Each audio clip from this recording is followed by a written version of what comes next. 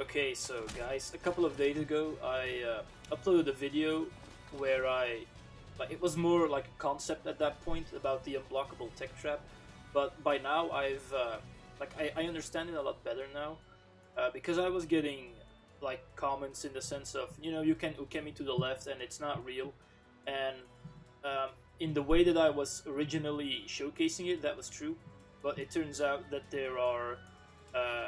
there's a way around it, first of all. So it is a real 50-50 if you input it properly, if you time it properly. And not only that, there are actually more scenarios in which you can get it. So I'll show a couple of clips in this video showing you what I'm talking about. Okay, so in this first clip I'm about to show you, I've recorded the dummy to do the exact same unblockable I showed in the original video. So after a 6BB meter burnt igni, and the trick here is you have to slightly delay it, very slightly.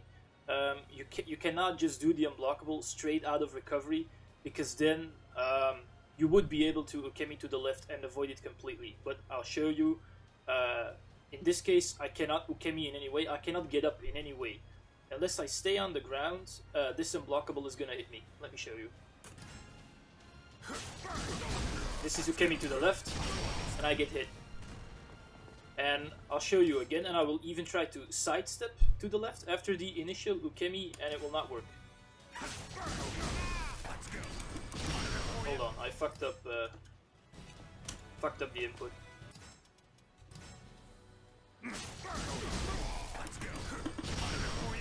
You see me inputting the sidestep left there? It did not come out because the unblockable it hit me out of it. So just for completion's sake, I'll go through all of the other ukemis. See, that one hit. That was ukemi to the right. Now we'll do, I mean, obviously it's gonna hit, but I'll do back and forward as well. Hold on, that was me getting up in place. For some reason I cannot get ukemis down, like execution wise. I fuck it up a lot. Yeah, that was backwards. Let's do forwards. And as well, just for completion's sake, I'll get up and do an art, which is an I-10 move. And you will see that I cannot hit him out of it if I try.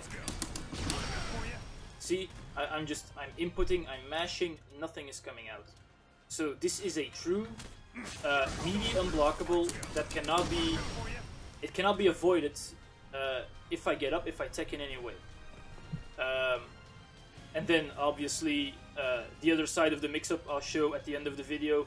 I'm just going to go through all of the other situations in which you can get off this unblockable, this meaty unblockable. And then at the end of it, you know, because the obvious way to counter it, as I showed in the earlier video, is just not do anything here, right? Or you can roll, you can do that if you wanted to, but just staying on the ground is going to avoid the meaty, is going to avoid the unblockable.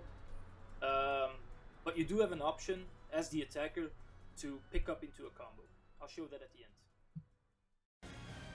Now, for this next clip, I'll show you that you can also get it after 3-3B. So you would do 3-3B into 6BB, the igni. So that's a great combo to go into after you've dodged something with a sidestep.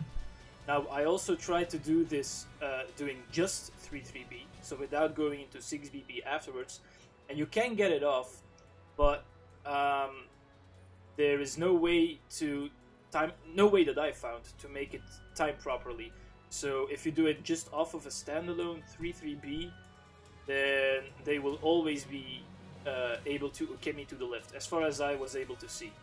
But if you put in the igni, then it does work. So let me show you.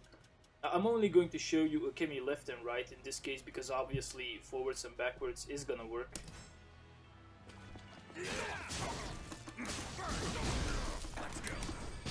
That's me getting up in place because the ukemi did not come out.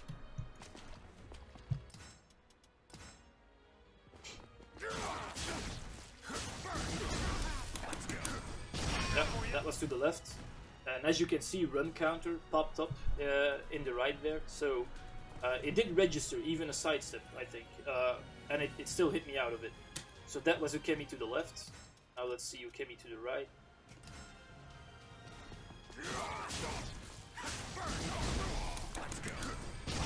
And that will also hit. It also showed up as a run counter. So that's the second way to get off the meaty unblockable. So here I'm going to show you a way to go into the unblockable setup after you've performed a successful Earden parry. Now what's key here is that the enemy has to be in soul charge, because the move I'm going to use actually disables, as far as I can tell, it disables the use of ukemi.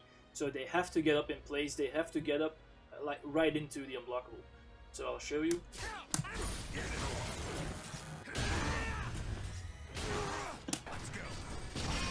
See, he did not ukemi, even though it's set to ukemi, but he's not doing it because he does not have the option to.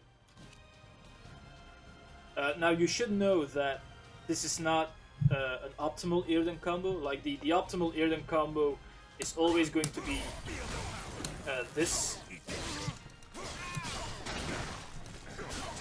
I got a bit of wall damage there at the end, but that's the optimal Earden combo, and it does about 20 extra damage over the regular one. Not the regular one, the one I just showed you. However, if you do the optimal one, you can't go into the unblockable. So, and this one, the one that I just showed you, with the unblockable setup, obviously the enemy has to be in soul charge for it to work. I've tried to find a way to go into the unblockable off of a regular Earden, like if the enemy is not in soul charge, but I've not been able to find it. Reason being that, you know, I can get off a meaty unblockable, that's not an issue, but I cannot find the timing where they cannot ukemi to the left.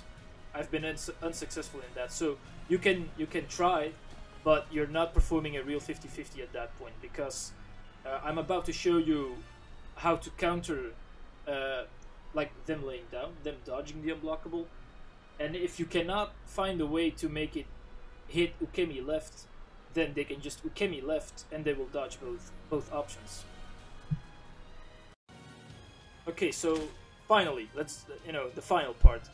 So what do you do if you've conditioned them to stay down, which is pretty hard. I've not seen a lot of people do that. I've not seen a lot of people stay on the ground, but let's say you've established the unblockable enough times and they're staying on the ground. What do you do then? Well, I'll show you. I've got a recording here. Not doing anything, and then that happens. See?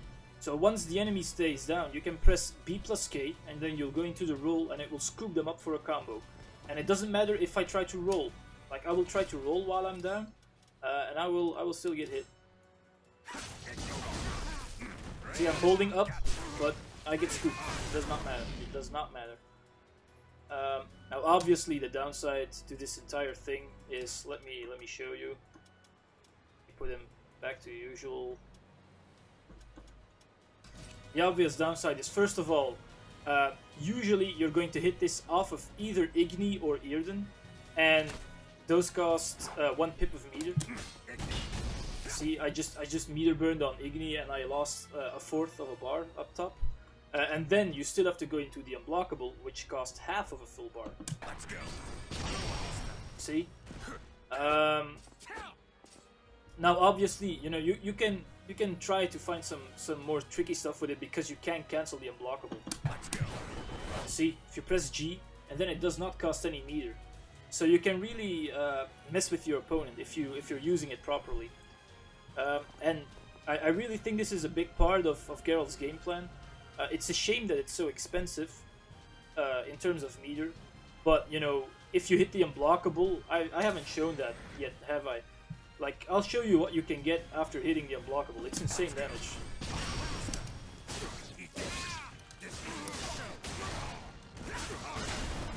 That's after hitting the unblockable. It's like half of their life bar, and a bunch of ring out potential. So if you get this to hit, it's insane. It's, you know, it's more bang for your buck than just a regular super most of the time.